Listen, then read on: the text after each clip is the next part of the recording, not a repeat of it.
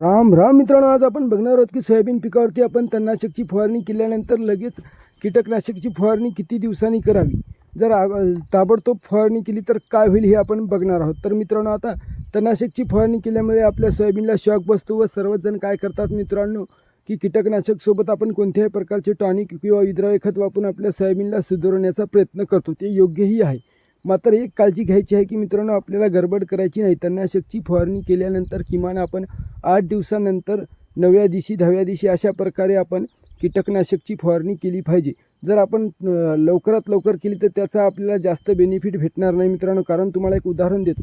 जर एखाद्या व्यक्ती जर अल्कोहोल ड्रिंक करून जर ॲक्सिडेंट झाला त्याचा, तर जोपर्यंत त्याच्या शरीरातील संपूर्ण नशा उतरत नाही तोपर्यंत त्याला मेडिसिनसुद्धा काम करत नाही. हे एक असं उदाहरण तुम्हाला दिलेलं आहे मित्रांनो. म्हणजेच की तणनाशकचा पॉवर कमी झाल्यानंतर आपण फवारणी करणे योग्य आहे मित्रांनो, जेणेकरून आपल्या सोयाबीनला जास्त फायदा होईल. सबस्क्राईब.